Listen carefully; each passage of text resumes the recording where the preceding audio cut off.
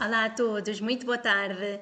E cá estamos nós para mais um Terapias às 3, como já tem vindo a ser hábito nos últimos domingos de abril, maio e agora começamos também o junho da melhor forma com mais uma partilha.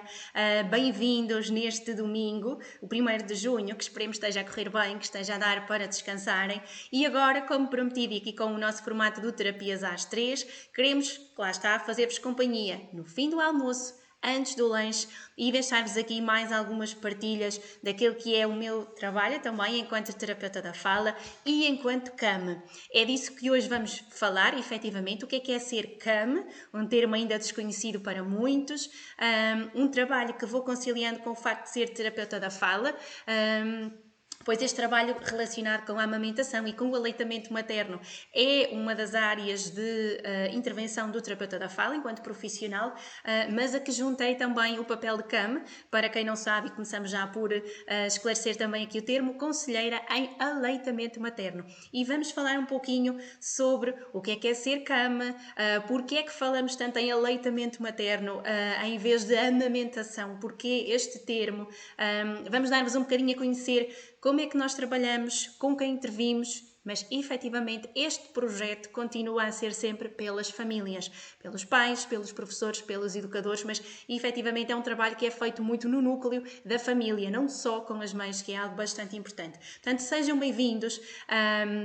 Mais uma vez, eu sei que há muita gente que já vai estando habituada aqui ao nosso Terapias às 3, a estas partilhas que fazemos mais relacionadas com a área da terapia da fala, mas hoje quis partilhar-vos um pouquinho também sobre este tema da amamentação, para quem já vai acompanhando também a página Joana, a terapeuta e a mãe, vai conhecendo um pouquinho também daquilo que é o projeto EVA, já fui falando dele, EVA que é a minha pequenota, muitos de vocês já conhecem a essência do projeto, EVA é o nome dela, mas é também a inicial de alguns elementos que eu considero importantíssimos neste trabalho com as famílias e com professores e educadores. EVA, educar, valorizar e aprender. E é neste formato da prevenção, antes mesmo da intervenção, que nós queremos trabalhar.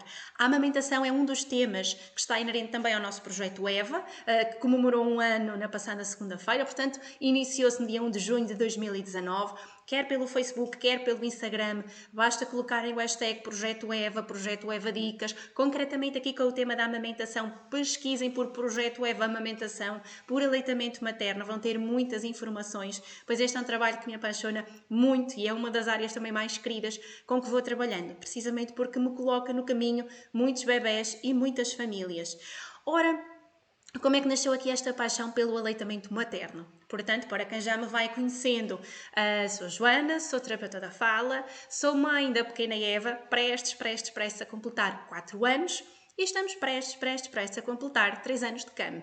E, efetivamente, muitas mães que me procuram dizem que mais valia ser mãe e ser CAM deve ter dado imenso jeito. A verdade é que quando a pequena Eva nasceu, eu ainda não era CAM e passei por algumas dificuldades, como muitas mamães que me procuram e que procuram tantas outras CAM pelo país passaram. Acho que posso falar abertamente do assunto, já partilhei com vocês também muitos destes temas no blog, para quem conhece, sabe, e já partilhei muito daquilo que foi a minha vivência com a amamentação. Para quem não conhece, podem procurar na nossa página joanaterapeutaeamãe.pt e vão encontrar o nosso blog, muitas partilhas naquela que foi a minha experiência com a amamentação, as vitórias, algumas derrotas, porque efetivamente elas também acontecem, mas como é que esse caminho me ajudou a tentar procurar também informação para conseguir apoiar algumas das mães que passaram pelas mesmas dificuldades. Dificuldades estas que já tinha visto a minha mãe passar, e estou completamente à vontade para falar sobre o tema.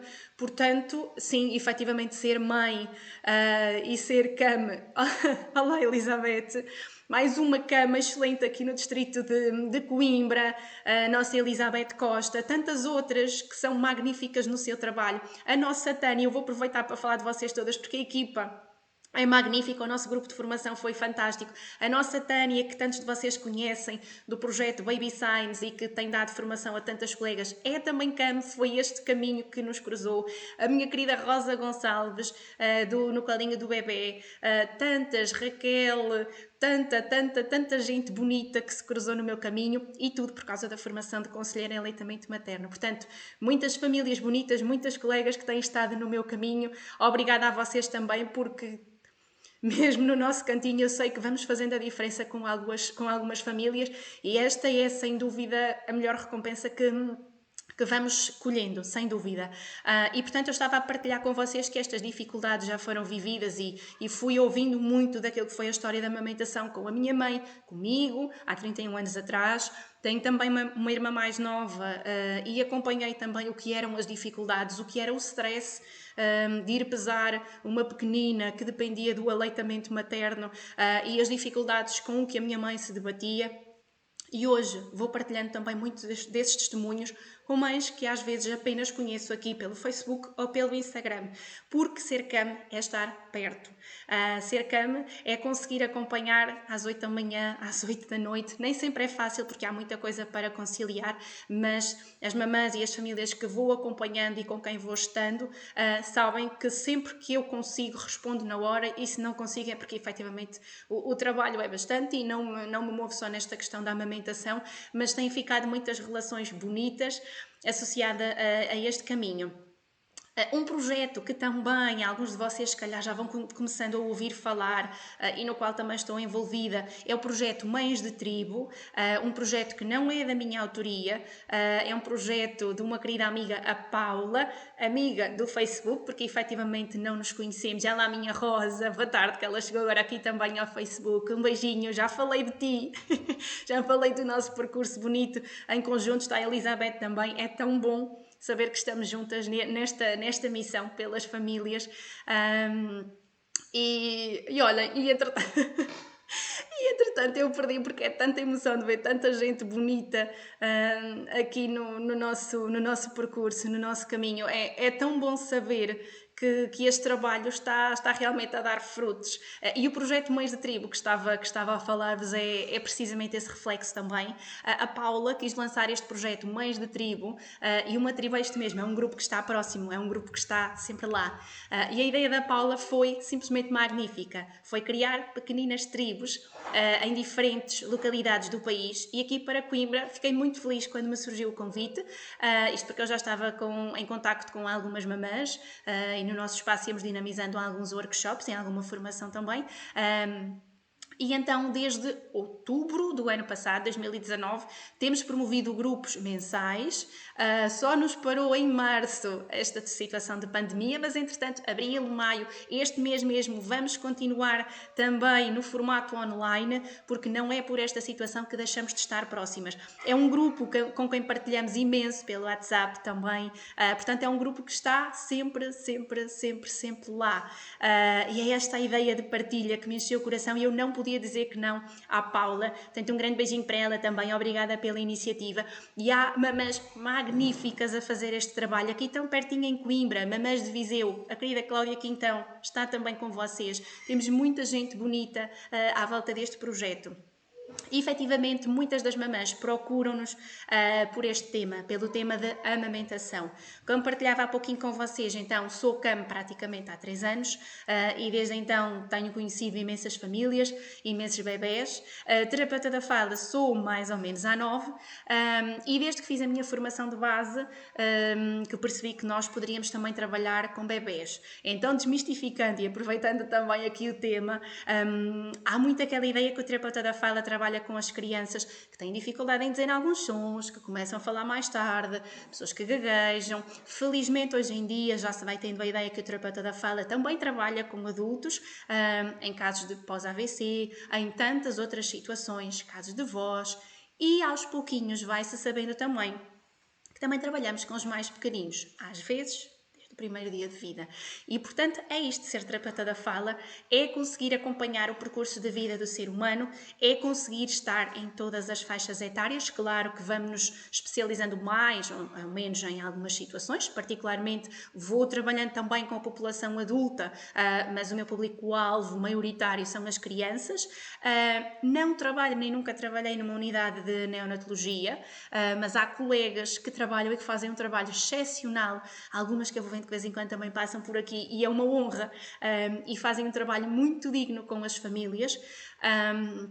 Um trabalho muitas vezes direcionado também para os bebés, sobretudo com esta questão do Covid e da situação da pandemia. Efetivamente, às vezes o trabalho não é possível ser tão feito com as famílias como eu sei que todas elas gostariam, como todos gostaríamos, mas vamos fazendo dentro daquilo que é possível. E também, enquanto CAM, o apoio não deixou de acontecer. Claro que não conseguimos fazer apoio presencial e no nosso espaço, para quem conhece aqui em Coimbra, aquele que eu chamo tão carinhosamente como o meu cantinho do coração, que já faz saudades, ele é um espaço, como eu digo, amigo do bebê e, portanto, os pais que nos visitam, às vezes os papás e os manos dos meninos que vão para a terapia ou aquelas mamães que nos procuram, sabem perfeitamente que têm à espera o muda-fraldas, o cadeirão da amamentação e todo o carinho que consigo disponibilizar para os apoiar. Neste momento, o acompanhamento presencial efetivamente teve que deixar de acontecer, mas online, por mensagem, estamos sempre cá e muitas mamães nos têm procurado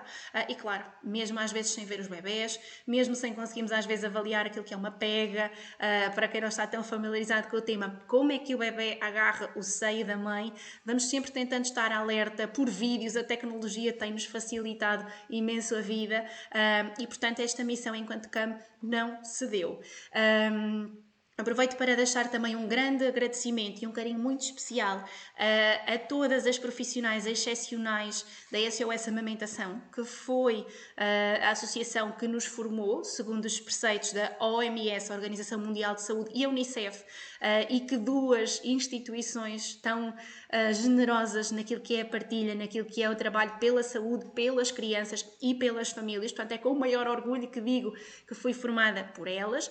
É uma formação de muita dedicação nossa e de quem está lá a prestar todo o apoio. E houve imensas profissionais que nos cederam aquilo que foi o seu apoio, a enfermeira Amélia, a enfermeira Rosa, a enfermeira Isabel, a todos vocês o meu muito obrigada, porque foram vocês que deixaram este bichinho. Eu já falei dela aqui também.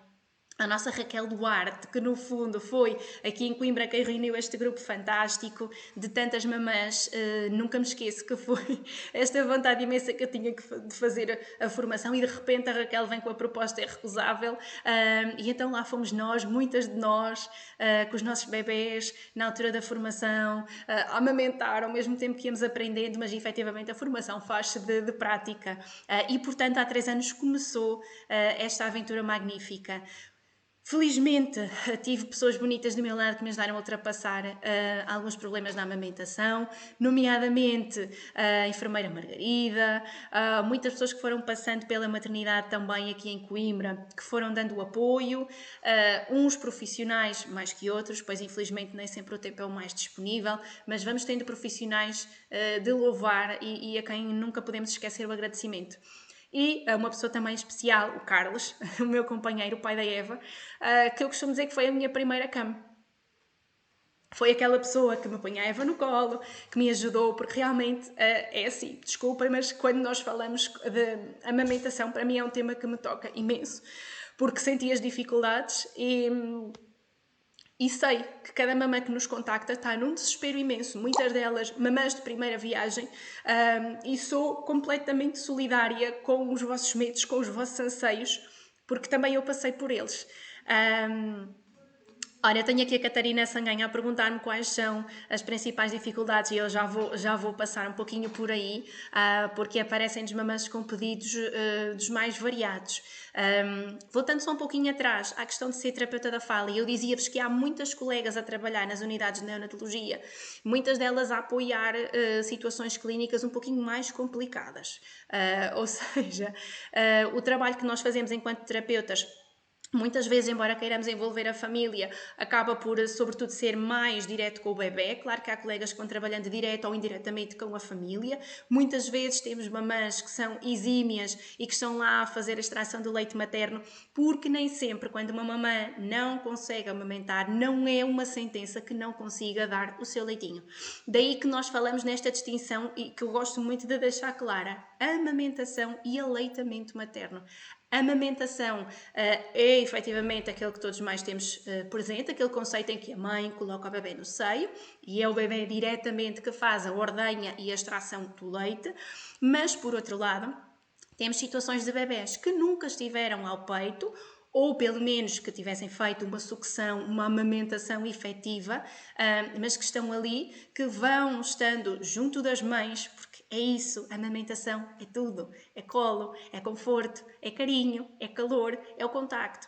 E muitos bebés, mesmo às vezes não sendo diretamente amamentados, estão no colo da mãe, porque é muito importante o bebê sentir o cheiro, o bebê sentir o conforto, o bebê sentir o calor. E há estudos científicos que já nos dizem que na zona do peito a mulher tem uma temperatura corporal superior em cerca de 2 graus ao que é o restante do corpo. Portanto, é um colo, é o aconchego, é o calor. E mesmo não amamentando, é tão importante o contacto pele a pele, mal um bebê acaba de nascer.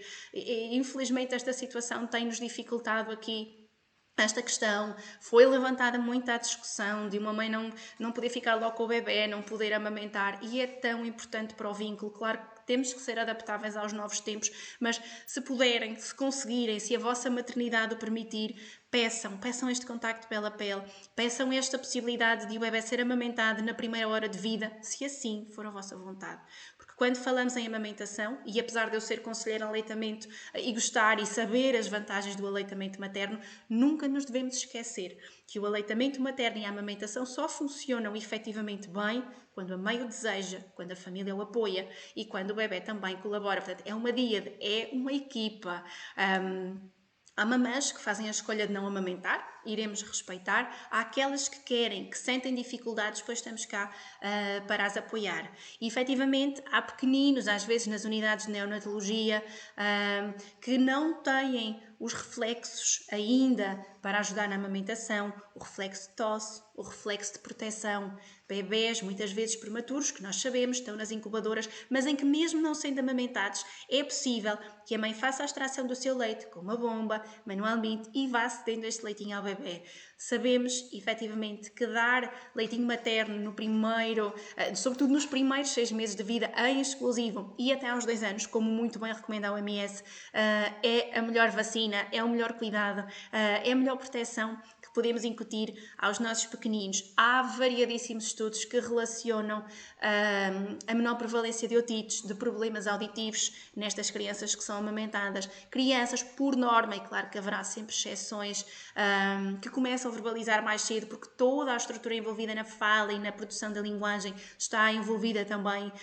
Crianças que têm menos propensão de adoecer, claro, com todas as exceções e com todos os quadros que há de base, mas as vantagens são imensas, não só para os bebés, mas também para as mães que amamentam. É sabido que uma mãe que amamenta recupera muito mais facilmente do parto a nível físico. É o bem-estar psicológico, é a questão hormonal, isto porque sabemos que a produção do leite é regulada também pela questão hormonal. É uma sensação de bem-estar imensa que fica quando amamentamos, e é sem dúvida das memórias mais bonitas, e por isso é que eu uso muito um lema com as mamãs, e muitas estão aqui e sabem que eu uso muitas vezes esta frase: nós somos mães, somos guerreiras, porque passamos, batalhamos, mas nós sabemos qual é o objetivo. E é esta mensagem que eu tento logo passar quando uma mamã me contacta: nós somos capazes. Eu também passei pela dificuldade, nós somos capazes. Claro que há situações mais complicadas, há exceções, efetivamente, mas estamos cá para tentar fazer um trabalho o mais próximo e mais individualizado possível com cada família. É esse o compromisso quando nos tornamos CAM. E então muitas das vezes há pequeninos que estão nas unidades de neonatologia, como vos dizia, que não têm esta capacidade, não têm estes reflexos, não têm estas funções desenvolvidas, mas ainda assim podemos ir pelo aleitamento materno. Temos aqui crianças que às vezes estão a fazer a amamentação, ainda não conseguem coordenar muito bem o facto de retirarem o leite, engolirem e respirarem. Portanto, o ciclo de mastigação, ou neste caso a sucção, a deglutição e a respiração, a mastigação virá depois. O terapeuta da fala aí pode ajudar na estimulação dos reflexos, na sensibilidade, em trabalhar a boquinha, o autoconhecimento daquilo que é a cavidade oral, a boca, a língua, estimular a parte muscular. Temos muitas vezes crianças com refluxo. Temos muitas vezes crianças que estão a ser amamentadas e vemos uma saturação do oxigênio que vai baixando. Portanto, tudo isto o terapeuta da fala pode ajudar e pode estar aqui num contacto muito estreito com a equipa médica e com a família.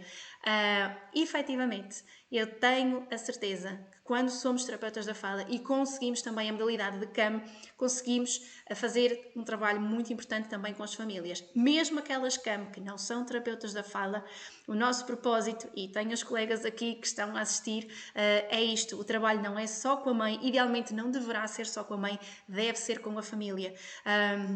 Eu muitas vezes faço formação e tento evitar ao máximo imagens em que apareça o bebê e a mamã apenas com a amamentação. Adoro imagens, e quem já fez formação comigo sabe que é assim, em que aparece o pai, a avó, porque todos estamos cá, para o bem e para o mal. E é muito importante, e digo na primeira pessoa, e reflito aquilo com que vou falando também com muitas mamãs, é muito importante ter o marido, o companheiro, o namorado do nosso lado. É muito importante saber que temos a mãe, a sogra.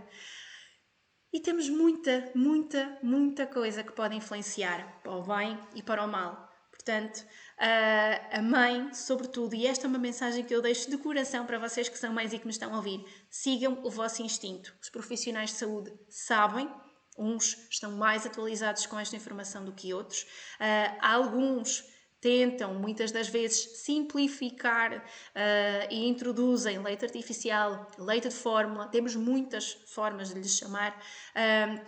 Sejam críticos, perguntem porquê. Porquê é que isto vai acontecer? E temos, por vezes, justificações que para mim não são a melhor.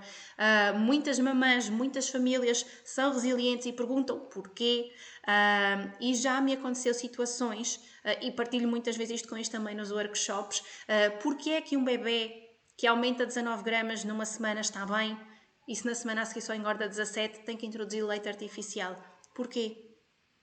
Nós sabemos que há variabilidade nos crescimentos. Eu posso partilhar com vocês que tínhamos situações de semanas em que a Eva aumentava 300 gramas e ainda assim, de vez em quando, me sugeriram a introdução do leite artificial. Ora, quem me conhece sabe que eu sou pequenina, o pai é pequenino e claro que a pequenina andava pequenina no percentil 25.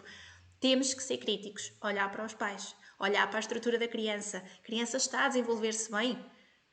Temos situações extremas e muitas vezes, efetivamente, é preciso introduzir o leite artificial. Mas, mais uma vez, não é uma sentença. E vejam esta questão da introdução do leite artificial também como uma possibilidade transitória e que pode não ser exclusiva. Portanto, há muitas situações de mamãs que dão leite artificial, leite de fórmula, e que vão amamentando também. E o meu conselho primordial, e quando percebo que é efetivamente uma criança que diminuiu bastante de peso, que estamos a precisar de algum apoio, ainda esta semana e na semana anterior estive a acompanhar uma colega que por uma situação clínica específica não pôde de todo amamentar, portanto o leite artificial acontece e existe também para estas situações, mas rapidamente assim que conseguimos reverter e voltar à amamentação exclusiva, porque não, é muito importante, não pensem que o leite artificial é efetivamente uma sentença. E mais uma questão.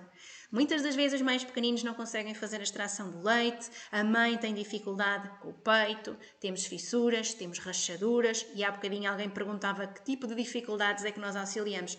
Estas às vezes são algumas questões, mães que se queixam de dores, de fissuras, de rachaduras no peito, alguns nódulos, alguns caroços, muito aquela situação do caroço no peito que apareceu de repente. Claro que devemos vigiar, muitas das vezes pode denunciar uma situação clínica a que devemos estar bastante atentos e que, se não desaparecer num espaço reduzido de tempo, deve ser alvo de uma visão clínica mais apurada.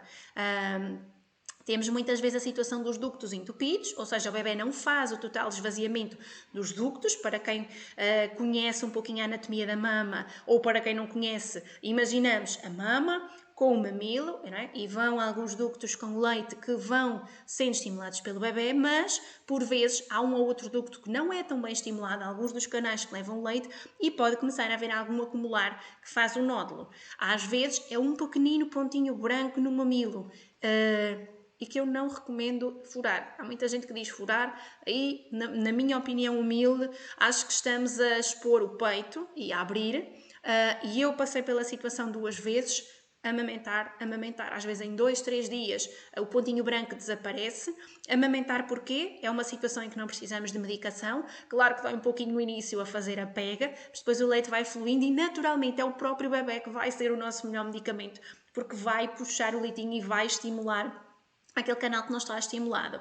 Quando a situação efetivamente é de um nódulo, devemos ajudar com a nossa mão, massajar e conduzir o leite antes da mamada e mesmo durante o momento em que o bebê está a ser amamentado. Vamos nós facilitar aquele percurso do leite, está bem?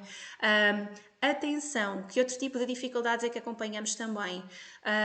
Mamãs que às vezes nos procuram com febre, vermelhidão no peito, e aí podemos estar a falar de uma mastite. É muito importante, e aqui o trabalho de uma cama efetivamente não consegue tudo, sinalizamos que devem ser vistos por um médico, pois na maior parte dos casos precisamos aqui de medicação, está bem?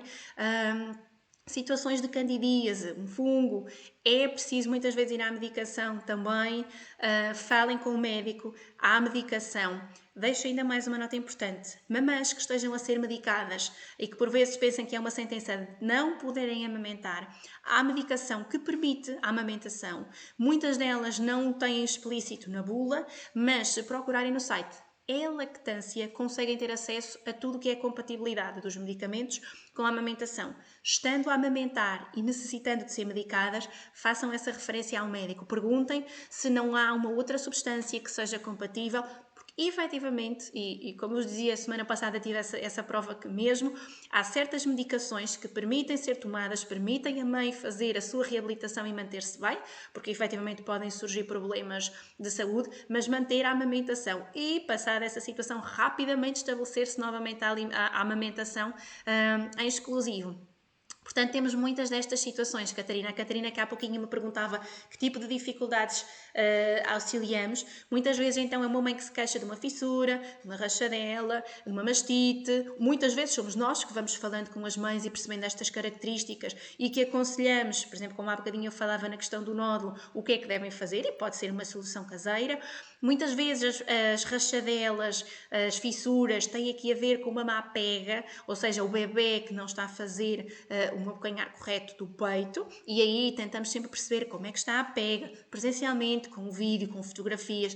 Tentamos aqui, com o consentimento da mãe, perceber o que é que pode estar a acontecer. E às vezes pormenores muito simples. Ora, sabemos que quando um bebê é amamentado, devemos ter aquela boquinha de peixe, não é? Narinazinhas soltas e elas efetivamente também são mais elevadas, mais largas, para permitir aquele ciclo que há pouquinho falávamos, da sucção, deglutição e respiração. Os bebés têm também uma bochechinha com muita gordura, o que nós chamamos as shacking pads, para fazer a tal pressão negativa que vai tirar o leitinho. Temos movimentos de mandíbula e de língua que não são dissociados numa primeira fase, o queixinho mais posteriorizado. Tudo na anatomia do bebê se configura para que seja possível a amamentação.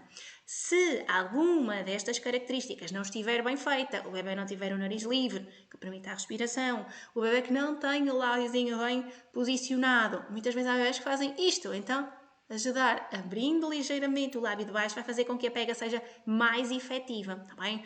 E muito importante, um bebê para fazer uma pega correta não deve estar apenas cingida ao mamilo. É aí que muitas vezes aparecem as rachaduras e as fissuras também. Recomendo sempre às mamãs que coloquem um pouquinho de leite materno após cada mamada, que deixem secar o peito ao ar também.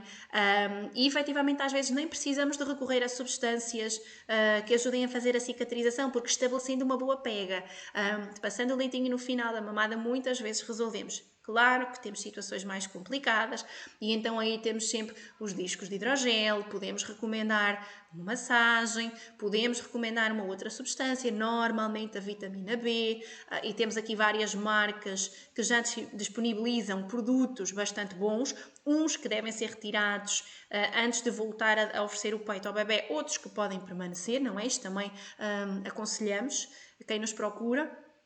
Depois também, Catarina, respondendo, continuando aqui a responder e respondendo aquilo que também vos queria apresentar, temos estas situações muitas vezes de mastite, candidíase, em que percebendo o que é que está a acontecer, recomendamos, ou desconfiando do que está a acontecer, recomendamos à mamã que se dirija ao médico para ser então medicada.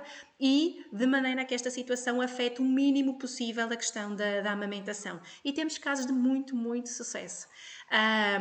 Muitas das vezes, o primeiro contacto que temos também com as famílias acontecem devido a um tema que já vos falei também no outro direto dos primeiros que fizemos do Projeto EVA. Para quem tiver curiosidade, ele está disponível no nosso canal de YouTube, Joana Terapeuta, e que são os picos de crescimento. Então, muitas vezes temos mamães com alguma dificuldade na altura da subida do leite, e para quem não está tão familiarizado com o termo, o que é a subida do leite? É a altura, é o tempo em que o leite vai chegando lentamente ao peito, não é? O bebê vai estando em contacto com a mama, o bebê vai estimulando e o leite vai subindo. Isto pode acontecer até o 14º dia. Muitas mamães acham que ao 2º, 3º dia, ao fim de uma semana, é uma sentença ainda não conseguir ter a produção de leite estabilizada, mas a verdade é que precisamos de colocar o bebê, precisamos de mostrar ao corpo que há esta necessidade.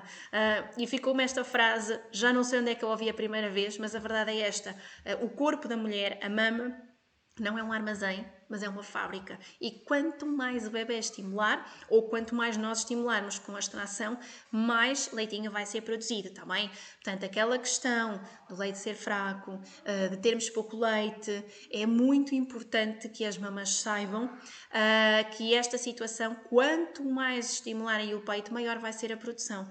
É efetivamente uma questão hormonal. Portanto, se por algum motivo tiverem que deixar de amamentar ou não puderem oferecer, continuem a extrair manualmente, com bomba manual, com bomba elétrica. Também ajudamos muito a orientar nestas situações. Há muitas possibilidades e estamos do vosso lado para vos apoiar também nesta situação, está bem?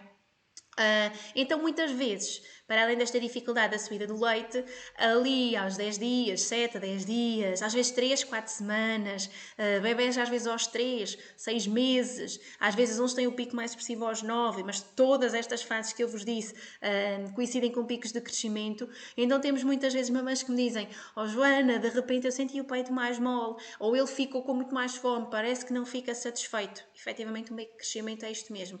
O bebê prepara-se para dar um salto no desenvolvimento e por isso vai fazer o quê? Precisa de mais nutrientes. Isto não acontece só com os nossos pequeninos na parte física, em que de repente, de um momento para o outro, a roupa deixa de servir.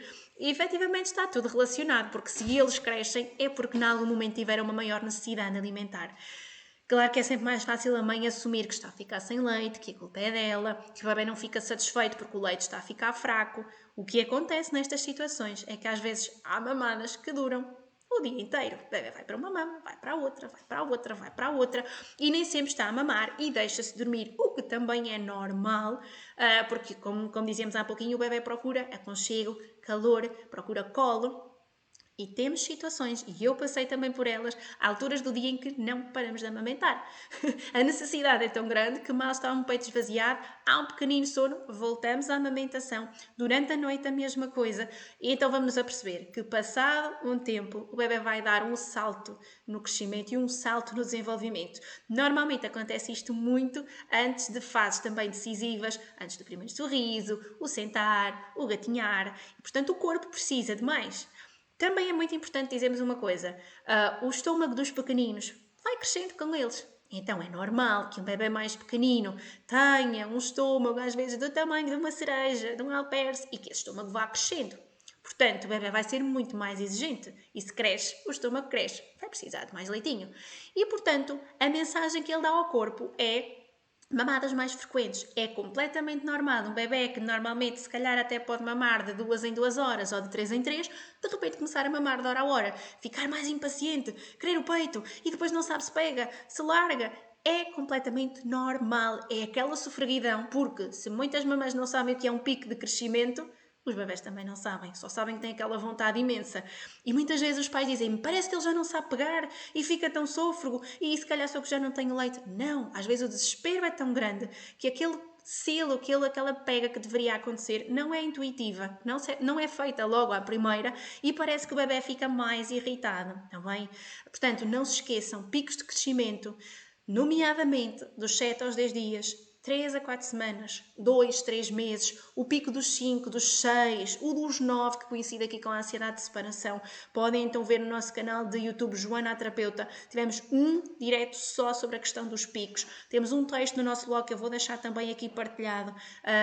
É muito importante que, se tiverem conhecidas mamãs grávidas, falem deste termo. É um termo que felizmente já vai ganhando alguma abrangência, algum conhecimento, mas que, na maior parte dos casos, é responsável por, muitas das vezes, as próprias mamãs irem, pegarem, comprarem uma lata de leite artificial e, ok, parece que o bebê fica muito mais saciado, efetivamente fica, porque nós também sabemos que o leite materno é feito especificamente para cada bebê e é muito mais facilmente digerível, enquanto que um leite adaptado é um leite que é feito para a generalidade dos bebés e por isso não é tão facilmente digerido. Portanto, atenção a esta questão da saciedade.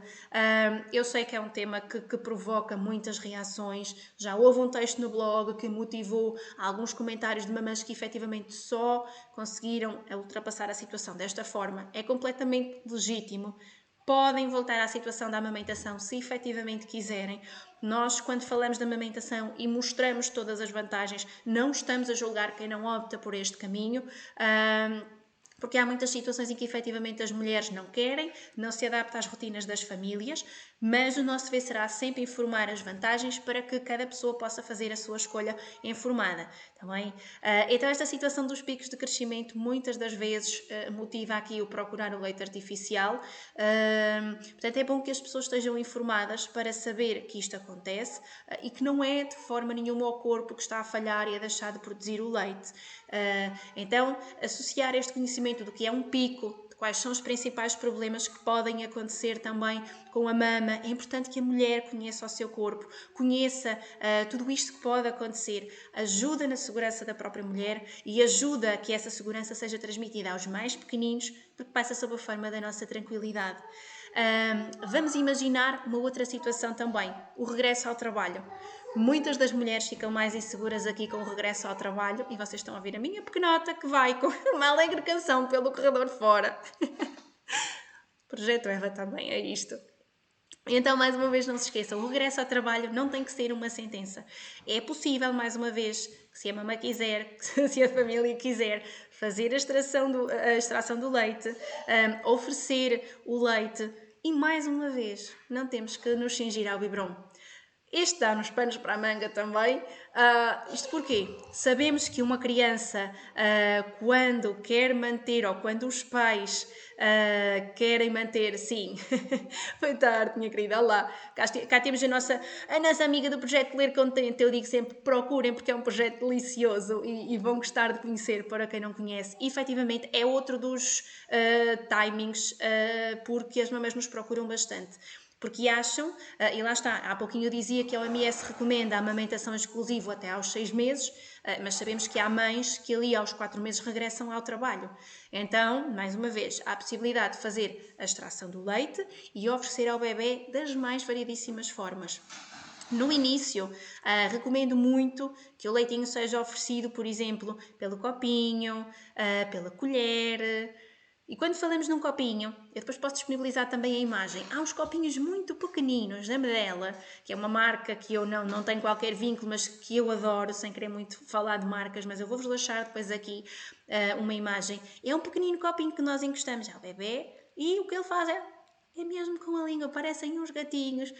E não temos aqui a questão das tetinas, sobretudo nos primeiros dias de vida, nos primeiros meses, quando o bebê ainda não estabeleceu bem a pega do peito. É muito importante que não se crie esta confusão, aquilo que nós chamamos às vezes a confusão de bicos, e aqui poderíamos também falar das chupetas e de todas estas questões, porque hoje não vamos entrar, a não ser que haja alguma dúvida específica. Mas há muitas hipóteses e, portanto, é possível manter o aleitamento exclusivo. A mãe, se assim o quiser e se conseguir, pode extrair. Claro que há sempre aquela questão de quanto é que eu devo extrair e é muito complicado saber este número, porque cada bebê é um bebê. Temos os picos e o próprio bebê num dia pode ter mais apetite, pode ter menos no outro. Isto acontece connosco, é muito importante. Um bebê é uma pessoa. tem dias de mais apetite, tem dias de menos apetite. Passamos por isto com os nossos pequeninos, com 2, com 3, com 4, com 5 anos. Nós passamos por alturas com mais e menos apetite. Portanto, sabemos mais ou menos qual é a quantidade que ele vai bebendo, muitas vezes ao fim da primeira, segunda semana, em que vamos tendo essa ideia. Muito importante também referir.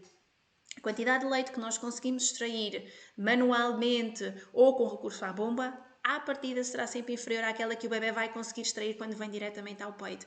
Portanto, muitas das vezes as mamães ficam inseguras quando começam a tentar tirar o leite e dizem, saiu tão pouco. Há coisas tão importantes, há pormenores muito importantes que nós ajudamos aqui as mamãs. Muita gente não sabe que com a própria bomba, seja ela manual ou elétrica, é muito importante a escolha do funil. Eu vou-vos deixar também aqui alguma documentação sobre isto. O próprio funil que vem na bomba pode não ser o indicado para a mamã e por isso é como que se a pega que a própria máquina faz também não fosse a mais adequada. Portanto, o leite que vai ser extraído não é a quantidade que seria de esperar e que se calhar o nosso próprio peito poderia facilitar. É muito importante também o quê? A hidratação da mãe, a tranquilidade. Há muita gente que recomenda ter o bebê por perto ao extrair, uma fotografia do bebê, pensamentos positivos, pensamentos tranquilos e, sobretudo, é importante que a mamãe, ao regressar ao trabalho, comece a extrair, há quem fale num mês, 3 semanas antes de voltar ao trabalho, para que se habitue à extração, para que se habitue a todo este processo, para que consiga estar tranquila e tirar o máximo potencial, para que consiga fazer algum stock e não tenha aquela pressão de todos os dias ter que tirar aquilo que o bebê efetivamente vai beber no dia a seguir. Também. Portanto, também há muitas mamães que nos procuram por isto. Falando um pouquinho de biberons, que é uma questão também que muitas vezes me colocam, idealmente nós devemos utilizar com os nossos bebés biberons fisiológicos. E o que é que são estes biberons fisiológicos? A maior parte de nós conhece aquele biberon que tem os furinhos e que quando viramos naturalmente deitam o leite, mas isto faz com que o bebê não precise de fazer a sucção. Não trabalhamos a parte muscular, e eu como terapeuta da fala falo muito disto, é muito importante a própria amamentação porque estimulamos bochechas, lábios, língua, fortalecemos esta zona, é super importante para o próprio crescimento da face, para o próprio desenvolvimento da respiração e todas as funções, mastigação, sucção, deglutição, respiração, vão modelar o rosto e vão ajudar no crescimento, vão ajudar na fala, vão ajudar na linguagem. Portanto, sempre que possível, um biberon fisiológico que faça com que o bebê não baste virar o biberon e sair o leitinho, mas que tenha que fazer o mesmo movimento de sucção que à partida faria no peito. Isto, por exemplo, para mamães que têm que sair de vez em quando, ou que mesmo voltando ao trabalho, querem de manhã, à noite, ao fim de semana, ao fim da tarde, manter o ritual da amamentação, é muito importante porque assim o bebê não vai fazer a chamada confusão de bicos. E, portanto, é possível, em muitas situações, e nós próprios passamos também por isso aqui em casa, em que a Eva ficava com o pai, ia bebendo leitinho durante o dia pelo biberon. Não era propriamente a situação mais tranquila, e há bebés que não pegam no primeiro biberon que lhes damos. Vamos experimentando várias marcas. Eu não queria falar muito de marcas, mas procurem Calma da Medela, o Natural Feeling da Chico, a Dr. Brown também tem, diversas marcas têm biberons destes fisiológicos e aqui vamos fazer com que o bebê não perca a estimulação da face e não se baralhe relativamente à facilidade de um biberon dito normal. Isto porque ainda há muita gente a pensar que quanto mais leite um biberon deita, melhor, mas atenção e muito cuidado com os enganchos. Um biberon que deita muito vai fazer com que o bebê fique com muita quantidade de leite na boca e não consiga, em muitas situações, engolir, respirar e temos ali alguma incoordenação e, atenção, muitas vezes não é o bebê, não é nenhum problema, é a quantidade imensa de leite que vai ali também. Portanto, são todas estas situações que vamos apoiando. Não sendo psicólogos, muitas vezes somos um refúgio para as mães. Fruto do meu trabalho, não é? Muitas vezes há trabalho que vem para casa, para a terapia da fala, há trabalho que tem que ser preparado no dia anterior, relatórios, sempre que possível tento estar pelo Facebook, tento estar pelo Instagram, e há mães que nos mandam mensagens às vezes no desespero da noite às 2, à 1 da manhã, algumas eu vou respondendo, às vezes quando me levanto tenho mensagens das 3, das 4 da manhã, das 5, mamães que estão com problemas, mamães que estão com dúvidas, mamães que se sentem sozinhas, mamães que sentem muito medo, mamães que acham que não são capazes. E, portanto, passar um pouquinho o meu testemunho, passar um pouquinho de confiança, o sentirem que estamos ali, acho que é também de extrema importância. E, portanto, ser CAM, efetivamente, é trabalhar pelos bebés, pelo bem-estar deles, da mãe, da família. E há algum tempo alguém me dizia uma coisa muito importante. É que se nós não estamos bem, não conseguimos oferecer o melhor aos nossos filhos. E o exemplo que me deram, eu não o esqueço e tenho passado a muitas mamãs. Quando estamos num avião e na hipótese de haver um acidente, a quem é que colocaríamos primeiro a máscara de salvamento? A nós ou aos nossos pequeninos? E se calhar muitas de vocês respondiam aquilo que eu respondi, à minha filha. A questão é que se eu coloco a minha filha, entretanto sou eu que fico mal, eu posso nem conseguir colocar a dela bem, nem colocar a minha. Se eu me salvaguardar a mim, eu vou ser capaz de lhe oferecer proteção a ela. Então é isso. Primeiro que tudo, a mãe tem que estar bem. A mãe tem que estar no seu máximo potencial para conseguir oferecer o seu melhor ao bebê. Olá, Dulce, boa tarde. A Dulce que está aqui. Sou terapeuta da fala e colaboro na neonatologia. Dulce, eu ainda há pouquinho falei que eu sei que há muitas colegas que nos seguem e que privilégio tê-la aqui. Já falámos um pouquinho do que é o trabalho do terapeuta da fala na neonatologia, embora eu só tenha passado por lá em estágios. Faço-vos uma vénia porque é um trabalho de uma beleza infinita e teria todo o gosto, num próximo Terapias às 3, podemos contar consigo, porque não? Deixa aqui o repto. Porque o Terapias às 3 é feito mesmo destes encontros bonitos. Eu já na semana passada vos tinha dito que iríamos fazer uma pausa. Efetivamente, para a semana não teremos o Terapias às 3. Estamos aqui a voltar um pouquinho também às sessões presenciais, ao ritmo do trabalho, às sessões em gabinete e, portanto, vai ser assim o mês de algumas formações também. Mas o Terapias às 3 vai voltar mais algumas vezes e, quem sabe, não teremos aqui essa possibilidade. Deixaria-me muito orgulhosa e muito honrada. E sobretudo pelo espírito de partilha queremos continuar aqui a manter. Eu também gostei. Eu também gostei porque realmente é tão bom quando temos pessoas que se vão cruzando aqui e que gostam como nós do espírito de partilha, porque é assim que crescemos. Então, mais do que ser terapeuta da fala, hoje quis mostrar-vos esta missão que assumi um bocadinho assim, sem querer, há 3 anos atrás, mas para a qual estou muito, muito, muito motivada. Tem-me trazido ao contacto muitas famílias bonitas, que depois ficam, que depois vou conhecendo pessoalmente num ou outro workshop, que depois vão ao nosso espaço comprar livros, que já vão com os pequenitos pelas mãos, que nos agradecem e, sobretudo, nos dão força para que este trabalho continue a fazer diferença com os outros. Há um pormenor que eu não vos contei. É que este trabalho, comigo, pelo menos, é feito de forma gratuita, está bem? É um trabalho que eu costumo dizer que é pago com o coração e com o obrigado que tantas vezes ouvimos e que para mim é mais do que suficiente, porque eu também gostava que tivessem lá para mim quando eu precisei e tive alguns anjinhos da guarda no momento certo, mas quero que saibam que se está aqui alguma mamã, alguma família, se conhecem alguma mamã que precise de ajuda, aqui na página Joana, a Terapeuta e a Mãe, pelo Instagram, pelo Facebook, pelo nosso site, leiam, temos muita informação disponível e eu também estou cá deste lado para vos ajudar. Infelizmente, neste momento e por uma questão de segurança no nosso espaço, não estamos a fazer o apoio presencial, mas se eu conseguir, vou continuar a ajudar. Olhem, que não nos faltem as forças para que nos vamos continuando a cruzar. É um trabalho que gosto muito, muito de fazer.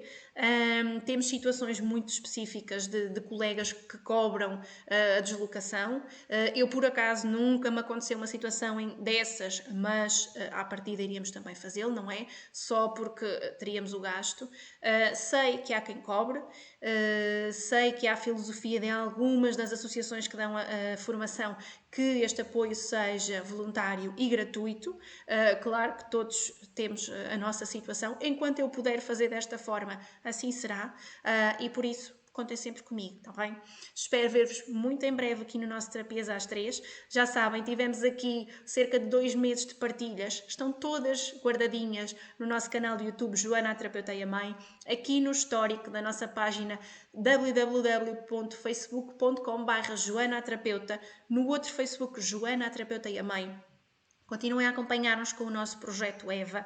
Tenham um bom domingo, um grande beijinho e muitos sorrisos terapêuticos.